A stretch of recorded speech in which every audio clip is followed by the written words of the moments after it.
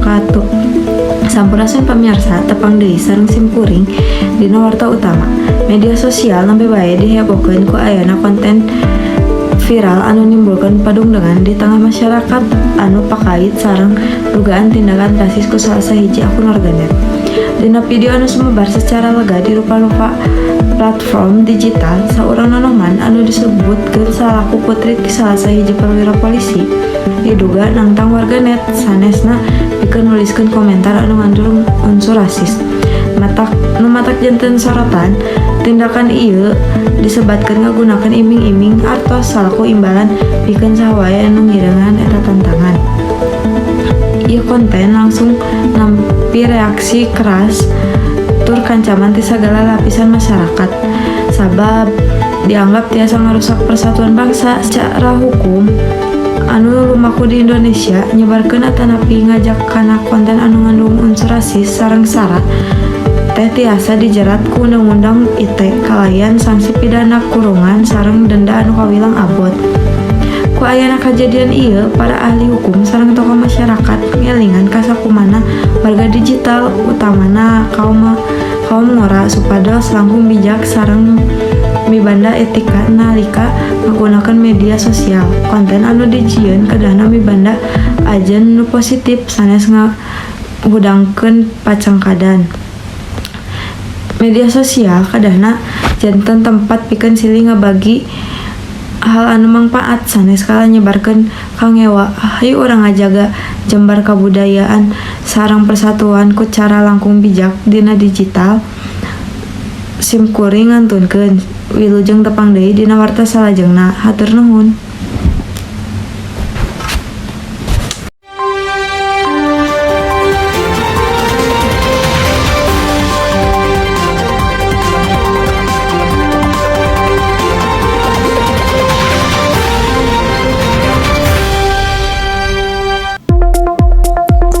Pemirsa tepang deui sareng abdi Dinul Alia. Dina raraga warta Sunda dinten ieu, warta anu bakal disubadanan ayeuna nyaeta ngeunaan kajadian anu kantos ngagegerkeun sarta nyieun resah warga di wewengkon Tangerang. Nyaeta perkara ayeuna isu teror pocong. Sejumlah warga di Tangerang kantos dihebohkeun ku ayana penampakan anu mirip pocong anu dianggap mideng ngateror sarta nyingsinan warga dina mangsa peuting. Kusabab beki resah, pihak kepolisian ti Polres Tangerang langsung turun tangan pikeun meluruh kabeneran eta tina isu. Ayeuna misteri eta teh parantos caang menderang. Pihak kepolisian parantos hasil ngungkap saha sanyana sosok di balik pocong anu nyieun geger eta. Tetela sosok eta teh sanes makhluk gaib melainkan ukur kalakuan jalma jahil atawa ngahaja aya nu boga niat jahat. Pikeun nyieun kaayaan teu kondusif. Polisi netelakeun yeun motif pelaku teh hayang nyieun warga ngarasa sieun sehingga kaayaan lembur jadi sepi. Kondisi sepi ieu dimanfaatkeun ku pelaku pikeun ngalaksanakeun aksi kejahatan. Salah sahijina nyaeta maling. Ku ayeuna kajadian ieu pihak kepolisian ngahimbau kasukumna masyarakat Tangerang sareng urang sadayana supados ulah gampang percaya karena isu-isu gaib anu can jelas buntosna. Warga oge dipihareup tiasa ngaronjatkeun deui kagiatan warna penting atanapi scambling supados keamanan lingkungan tetep kajaga tina kajadian gangguan Kamtimbas. Pamirsa, mung sakitu wae warta anu tiasa disanggahkeun dinten ieu. Mugi panangtayungan Gusti Kumaha Suci serta ditebihkeun tina sagala rupa marabahaya. Abdi Dinul Alia pamit undur diri. Wilujeng kantun sareng hatur nuhun.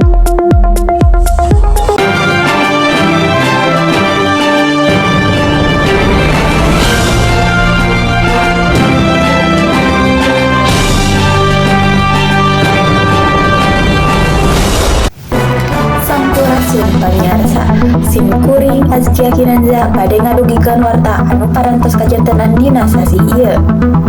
Warta utamanya eta ngeunaan mantan Menteri Pendidikan, Kabudayaan, Riset, jeung Teknologi Nadiem Makarim anu dituntut 18 tahun penjara ku jaksa panuntut umum. Ieu tuntutan dumasar kana dugaan kasus korupsi proyek pengadaan laptop Chromebook pikeun sakola-sakola di sakuliah Indonesia. Dina sidang anu dilaksanakeun di Pengadilan Tindak Pidana Korupsi, jaksa ngadugikeun yen tindakan kasebut parantos ngarugikeun negara dina jumlah anu kalintang agengna. Salian ti tuntutan hukuman 18 tahun penjara, terdakwa oge dituntut kedah mayar denda sarta kedah ngabalikeun artos karugian negara. Kuasa hukum Nadiem Makarim nganyatakeun yen maranehna bakal ngajukeun nota pembelaan atanapi piledoi dina sidang anu salajengna kusabab ngarasa ieu tuntutan kasebut berat teuing tur teu saluyu jeung fakta persidangan. Ieu kasus tangtosna janten perhatosan anu kalintang ageng ti masyarakat utamana ti bidang pendidikan anu ngaharepkeun supados proses hukum tiasa jalan kalayan adil tur kabuka. Pamirsa, sakitu warta anu tiasa didugikeun dina dinten ieu. Hatur nuhun kana sagala perhatosanana sarta hapunten bilih aya kalepatan. Termios hayu urang tepang deui dina kasempatan anu salajengna.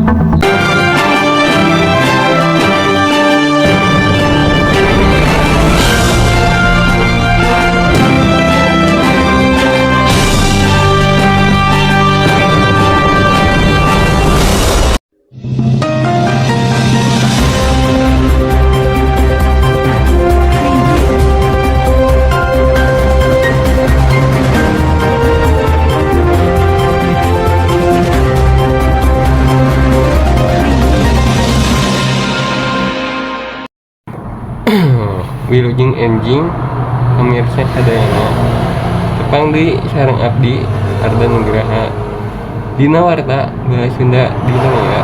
Dina kesempatan ayeuna abdi bade ngebahas ngeunaan suasana sareng kegiatan Idul Adha di lingkungan masyarakat. Da sareng judul anu abdi jelaskan teh warta bahasa Sunda kegiatan Idul Adha. Suasana lingkungan dinten ya tinggali tenang sareng tertib. Sebagian warga parantos ngelaksanakeun kegiatan Idul Adha ti enjing tadi. Sanggeus sangat ayat panitia kurban ngamimitian proses penyembelihan hewan kurban seperti sapi. Daging kurban teres dibagikan ke warga anu periogi sangkan tiasa direhakan ku sadayana. Kegiatan ia dilaksanakan ku mantinia sareng warga secara gotong royong. Sabaraha warga ngabantosan dina nyiapkeun tempat ngabungkus daging sareng ngabagikeun ka masyarakat. Suasana katingali tertib sareng pinuh ku rasa kebersamaan. Warga anu nampi daging kurban oge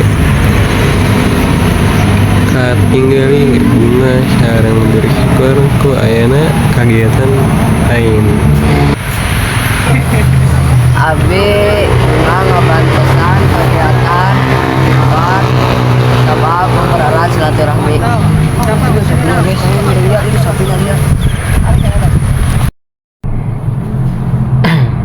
Mugia ku ayeuna Idul Adha ieu tiasa ningkatkeun rasa syukur sareng kegiatan sama sakitu wae warta bahasa Sunda di Indonesia.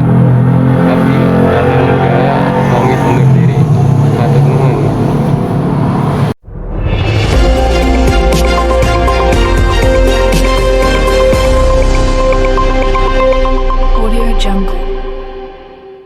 Sampurasun sadayana tepang deui sareng abdi Anissa Fitri Rahayu dina warta Sunda dinten ieu.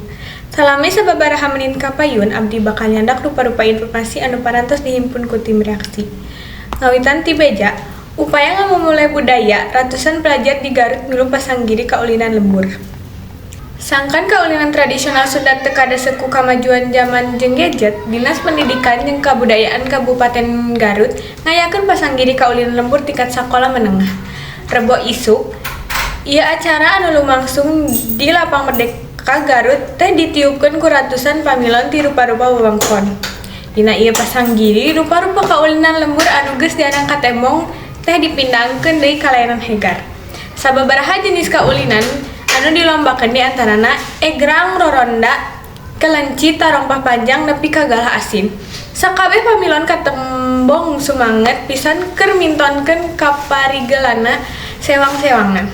Kepala Dinas Pendidikan Garut netelakeun yen ieu kegiatan teh mangrupa lengkah nyata pikeun ngamumule sarta ngawanohkeun deui kabeungharan budaya Sunda ka generasi J. Lian ti keur hiburan, kaulinan lembur oge miboga ajen-ajen anu luhur, saperti ngalatih kakompakan, gotong royong, jeung kreativitas para siswa.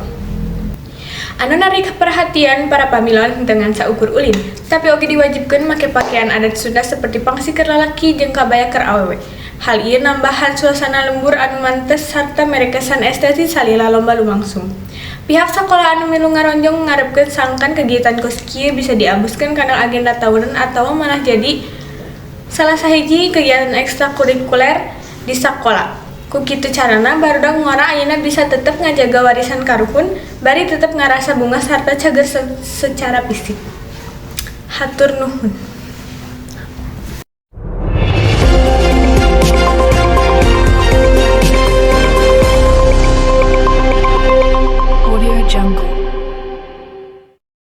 Assalamualaikum warahmatullahi wabarakatuh. Wilujeng wengi sadayana dinten ieu abdi bade nepikeun hiji warta ngeunaan kemenangan tim kaurus urang nyaeta Persib Bandung. Dina poe Sabtu kamari, Persib Bandung ngalaksanakan pertandingan penting dina ajang Super League musim 2025-2026. Pertandingan eta dilaksanakan di Stadion Gelora Bandung Lautan Api atau GBLA Bandung. Dina eta pertandingan Persib ngalawan Persija Jepara.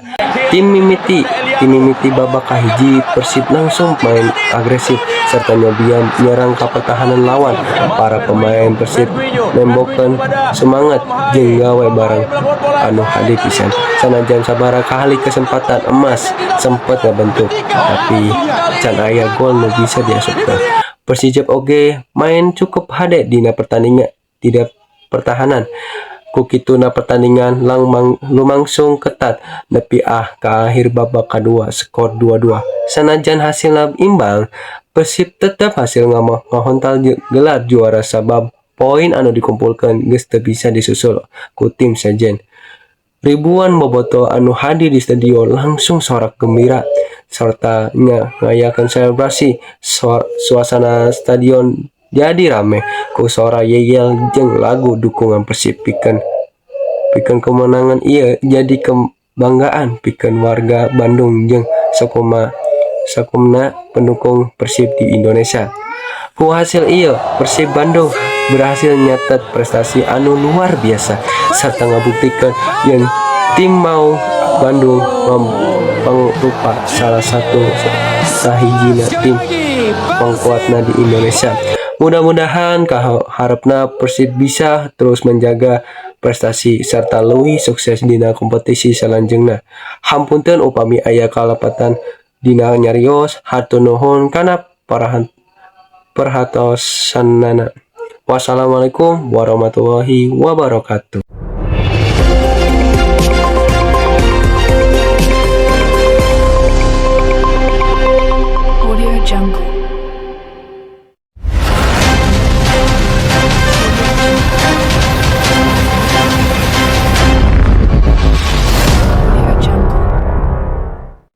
Assalamualaikum warahmatullahi wabarakatuh. Sampurasun pamirsa, mugi jembar kawi nujangan marengan urang sadaya dina kesempatan di tadi sim kuring bade nyanggakeun sababaraha wartos tanenan nuju handeup di Tatan Bandung. Salah sabiosna nyaeta ngeunaan dinten-dinten anu berat pikeun para petani alat krisis caya. Budi tatanganan alih fungsi lahan menjadi kebun ubi karena krisis air. Bandung 26 Mei 2006. Dampak krisis cai jeung perubahan iklim anu ekstrem beuki nyata karasa ku sektor tataneun. Di Jawa Barat, di Kabupaten Bandung, puluhan hektar lahan sawah biasana produktif menghasilkan pare ayeuna kapaksa fungsi jadi perkebunan sapoe jeung kui lantaran pasokan cai irigasi anu ngabaseuhan sawah geus garing. Pantauan di lapangan sore Salasa nemokeun pemandangan anu teu biasa di kawasan Tegal Tengah jeung sabudeurna lahan-lahan pasawan anu biasa lekeun ku cai ayeuna katemong garing mangrupa gundukan taneuh. Pamungkasan pamarentah sareng pihak anu pakait kedah sesarengan melari jalan keluar anu pancek komunitas cai ieu diantepkeun bahaya tangtosna sektor tataneun anu janten cekal lantangan hirup masyarakat bekal bagi ka desa serta tiasa ngancamna kasadiaan pangan di mangsa anu bakal datang. Wilujeng kantun dina warta dinten ieu hatur nuhun. Assalamualaikum.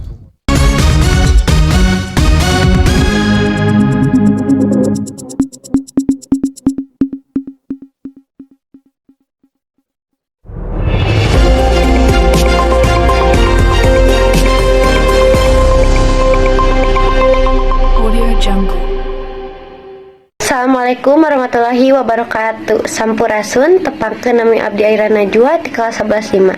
Di dia abdi badmintonkeun warta nu panganyarna dibahas ku salarea. Hati-hati ayeuna mah modus kajatan teh beuki aneh-aneh wae sanes ku pakarang taja mukul. Ayeuna mah aya begal nu tega nyamar jadi jurik demi ngalanglang mangsa. Kumaha kajadianna? Hayu urang simak warta ieu salengkapna. Warga di Sabudeureun Bandung ayeuna nuju digegerkeun ku ayeuna laporan aksi begal anu modusna teu biasa. Palaku diduga ngahaja nyamar jadi jurik saperti pocong pikeun nakut-nakut pengendara motor anu ngalangkung di jalan anu sepi nalika wengi. Numutkeun keterangan ti pihak kepolisian, palaku ngamangpaatkeun kaayaan jalan anu poek tur kurang cahayana. Nalika korban ngaliwat terus ngarasa sieun margi ningal sosok anu nganggo kain bodas di tengah jalan. Korban teh otomatis ngurangan kagancangan motorna, malahan aya nu nepi ka eureun. Tah, dina kesempatan eta pisan, pelaku langsung ngalakukeun aksina. Ngarebut motor sareng barang-barang berharga milik korban. Pihak kepolisian ayeuna parantos ningkatkeun patroli di titik-titik anu dianggap rawan. Masyarakat diimbau sangkan tetep waspada, ulah gampang panik upami ningal hal-hal anu curiga di jalan. Tur gerang lapor ke kantor polisi anu pangcakatna upami janten korban kajahatan. Tah kitu pamirsa, warta ngeunaan modus begal nu nyamar jadi jurik teh. Sing eling, sing waspada, utamina upami mulih wengi ngalangkungan jalan anu sepi. Ulah gampang kagegeran ku hal-hal anu aneh di jalanan. Rupina sakitu wae warta anu tiasa dikapihatur, sim kuring nyanggakeun amit mundur. Wassalamualaikum warahmatullahi wabarakatuh.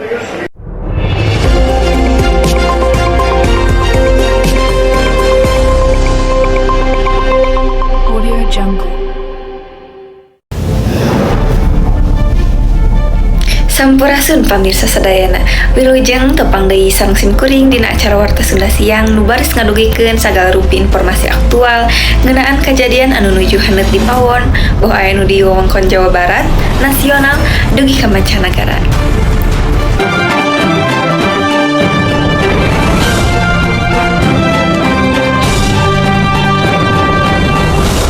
Harga plastik naik drastis, pedagang jeung masyarakat ngarasa kahemat. Harga bahan baku plastik jeung produk plastik di pasaran dilaporkeun ngalaman kenaikan anu cukup drastis dina minggu ieu. Kaayaan ieu geus mimiti karasa mangaruhan kegiatan ekonomi masyarakat, utamana para pelaku usaha mikro leutik jeung menengah anu gumantung kana pamakean plastik. Dumasar kana pantauan sababaraha pasar tradisional jeung toko grosir di Kota Bandung, harga kantong plastik, cup minuman, nepi ka alat-alat dapur tina bahan plastik naik antara 20% nepi ka 30% tina harga normal. Padagang ngungkapkeun yen manehna kapaksa naikkeun harga jual ka para konsumen sangkan bisa nutupan modal anu oge naik ti pihak distributor. Sanes ngan padagang para palaku usaha kuliner oge ngarasa berat ku keayaan ieu. Salah sahiji pedagang baso anu biasa ngagunakeun plastik pikeun bungkusan takeaway atawa bungkusan kuah ngarasa kauntunganna jadi ngurangan lantaran biaya operasional anu nambahan. Ngeunaan panyababna loba anu nyebutkeun yen hal ieu dipengaruhan ku naekna harga minyak bumi dunia anu jadi bahan dasar pembuatan plastik. Ditambah deui ku biaya distribusi anu oge nambahan. Pihak pamarentah satempat dipiharep tiasa ngalakukeun lengkah-lengkah pikeun ngastabilkeun harga barang pokok kaasup produk plastik supados ekonomi masyarakat leutik henteu beuki kabeungbeuratan. Sajaba ti eta ieu kaayaan oge bisa jadi momen pikeun masyarakat sangkan mulai ngurangan pemakaian plastik sakali pake sarta ngalih kana bahan leuwih ramah lingkungan. Pamirsa, sakitu nu pikahatur warta dinten ieu, mugia informasi ieu aya manfaatna pikeun urang sadaya. Simkuring Nasya Zahira Ginar Putria, amit mundur. Hatur nuhun kana parhatosanana, wilujeng patepang deui dina kesempatan anu salajengna. Film dokumenter Pesta Babi viral di media sosial. Film dokumenter panganyarna ngeunaan Papua anu judulna Pesta Babi Nuju Janten Padung Dengan anu haneut di ruang digital. Sababaraha acara nonton bareng atanapi nobar di daerah kungsi dibubarkan ku pihak-pihak anu teu boga otoritas sehingga nyebabkeun perdebatan ngeunaan kebebasan berekspresi. Film garapan Dandi Laksono ti Wacedok ieu teh nyeret kahirupan masyarakat adat di Papua Selatan, utamana perjuangan maranehna dina ngajaga tanah luhur serta kritik sosial ngeunaan konflik lahan. Judul Pesta Babi sorangan dicandak tina simbol kahormatan, solidaritas, serta ritus adat masyarakat di ditu. Mayunan kontroversi pembubaran nobar, Menteri Hak Asasi Manusia Natalius Pigai masihan tegesan anu mundel. Manehna nyatakeun yen eta film teh ngan meunang dilarang nuturkeun putusan pengadilan dumasarkanna undang-undang. Lamun aya jalma anu teu dibere otoritas atawa teu meunang parentah dumasar undang-undang nya teu meunang ngalakukeun tindakan pambubaran eta. Kukituna Menko Kumham Imapas oge milu ngundang masyarakat pikeun ngadiskusikeun ieu film secara demokratis sarta nyaksian kalean sirah tiis. Nanging di pihak keamanan paling TNI tetep ngimbau ka masyarakat supados waspada sarta bijak kulantaran isu anu diangkat teh kaitung sensitif nyaeta ngeunaan proyek strategis nasional di Papua. Dipilar bilih ayana salah paham anu bisa ngabalukarkeun gesekan sosial di tengah masyarakat. Pihak Wacedok sorangan ngaharepkeun ieu film bisa jadi ruang dialog anu sehat pikeun kamajuan Papua. Nu eces ku ayana ieu kontroversi masyarakat kalah beuki penasaran hoyong nonton langsung eusi film Pesta Babi. Pamirsa, urang tenden di handeulem sieum, urang tenda di hanjuang siang. Warta dinten ieu dipungkas dugi ka dieu. Simkuring Kaliska Media amit mundur, wilujeng tepang deui dina warta salajengna. Assalamualaikum warahmatullahi wabarakatuh. Wilujeng sonten para pamirsa, pangkeun nami abdi kana ka abdi. Semoga bade nukeun warta ngeunaan sawah garing anu jadi kebon kalapa di Kampung Tegal Tengah, Kabupaten Bandung, Jawa Barat. Kampung Tegal Tengah, Kabupaten Bandung, Jawa Barat. Sawah anu samemehna garing jeung teu dipake deui pikeun melak pare ayeuna robah jadi kebon kalapa. Perubahan ieu dilakukeun ku para petani lantaran kurangna cai nu menyebabkeun hasil panen pare turun unggal tahun.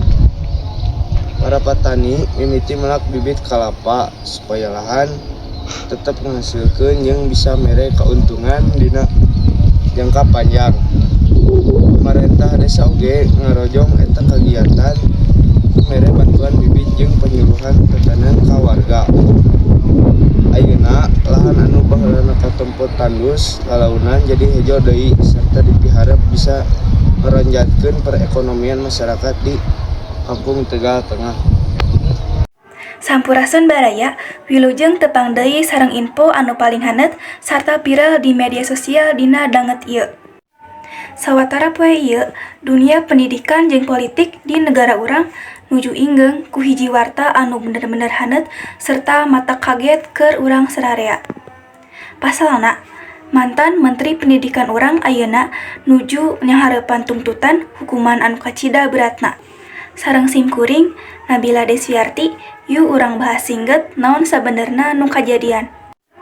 Mantan Mendikbudristek Nadiem Makarim resmi dituntut 18 tahun penjara ku Jaksa Penuntut Umum dina sidang kasus dugaan korupsi pengayaan laptop Chromebook. Ieu tuntutan ngabalukarkeun rupa-rupana reaksi ti masyarakat. Ti mimiti nu ngarasahan jelu nepi ka aksi demonstrasi para supir ojek online anu masih keneh bela ka manehna.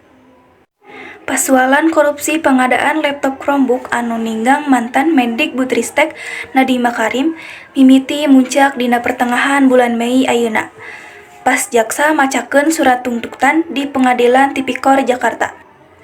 Nadiem dituntut hukuman 18 tahun penjara serta denda 5,6 triliun rupiah. Kusabab jaksa meureun aya kekayaan manehna nu teu saimbang sarta didakwa ngalakukeun korupsi pengadaan laptop digitalisasi sakola. Prosesna teh, jaksa ngabongkar yen Nadiem dianggap nyieun organisasi kalangkam atawa shadow organization di jero kementerian pikeun ngalancarkeun proyek digitalisasi. Nanggepan hal eta, Nadiem Makarim ngarasa sedih pisan sarta ngungkapkeun yen dirina ngarasa patah hati ka negara. Lantaran ngarasa sagala inovasi digital anu dijieun ku manehna kalah diterjemahkeun salaku pemukatan jahat ku hukum. Sanajan kitu, gelombang dukungan tetep ngalir ti para supir ojol di sababaraha daerah anu ngarasa hirupna kungsi kabantu ku aplikasi Gojek jieuna Nadiem. Sarta maranehna menta sangkan hakim bisa leuwih adil dina mutuskeun perkara tuntutan hukuman anu kacida beratna ieu dina sidang pembelaan tanggal 2 Juni engke. Ku kituna, hal ieu kedah janten pelajaran ageng sangkan urang tetep kritis sarta taliti dina nalinggakeun segala kawijakan pamarentah. Supados tujuan luhur keur kamajuan dunia pendidikan teu kaganggu ku pasualan hukum. Kasus ieu lain seukur perkara duit negara, tapi jadi eunteng keur urang sararea ngeunaan kumaha sesahna ngawangun inovasi birokrasi di tengah sistem hukum anu sakapeung kaku jeung pinuh ku kapentingan politik. Simkuring Nabila Desviarti amit mundur. Hatur nuhun sarta sampurasun. Assalamualaikum warahmatullahi wabarakatuh. Wilujeng sumping pamirsa tepang deui sareng simkuring Keisha Ramadan Ihsani dina raraga warta nu saestu. Salami 2 menit kapayun simkuring bade ngadugikeun sawatara wartos aktual ti sakuliah Jawa Barat. Mangga urang kawitan warta salengkapna.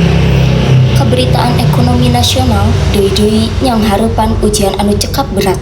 Nilai tukar rupiah ngalawan dolar Amerika Serikat dinten-dinten ieu katinggal beuki nyirorot dugi ka ngahontal angka anu cekap ngahireuwangkeun. Dumasar kana data kur referensi Jakarta Interbank Sport Dolar rate atanapi JISDOR enjing ieu. Mata uang Garuda nyirorot ka angka 16.300 per dolar Amerika. Ieu posisi teh mangrupina tingkatan anu panghandapna dina sababaraha sasih kapengker. Numutkeun para ahli ekonomi, rutagna anjeun rupiah ieu dipingaruh ku dua faktor nyaeta di jero sareng ti luar negeri. Faktor utama ti luar negeri nyaeta kawijakan Bank Sentral Amerika Serikat. The Fed anu masih keneh nahan suku bunga luhur. Hal ieu ngalantarkeun para investor asing narik modalna di negara-negara berkembang ka asup Indonesia teras dialihkeun ka Amerika. Kaayaan rupiah anu beuki ngaleungeut ieu mimiti diwanti-wanti ku balarea lantaran tiasa nyebabkeun naikna harga barang-barang impor. Utamina bahan baku industri sareng kebutuhan pangan sabartos kelewe atanapi gandum. Upami ieu hal teras-terasan masyarakat kedah sayaga mayunan undakna harga kebutuhan sadidinten. Sanaos kitu, Bank Indonesia negaskeun yen pihakna bakal teras aya di pasar pikeun ngajaga stabilitas sangkan teu ngaja tenan nguncangan anu langkung ageng. Tare kah interferensi pasar serat dilakukan ku bank sentral. Pemerintah oge ngagentraan ka para pelaku usaha supados tetap tenang sarta ngamanfaatkeun mata uang lokal dina transisi internasional pikeun nyerangan sumangtuna negara kana mata uang dolar. Pamirsa, urang tangtos miharep sangkan tarekah Bank Indonesia sareng pamarentah tiasa enggal-enggal nyata bielkeun deui anjeun rupiah supados ekonomi masyarakat alit tetap aman tur tumaniah. Sim kuring, Keisha Ramadan Iksyani, amit mundur amit mungkur, hatur nuhun kana perhatosan muda, panyariosan anu leres, wilujeng tepang deui dina warta anu salajengna. Assalamualaikum warahmatullahi wabarakatuh.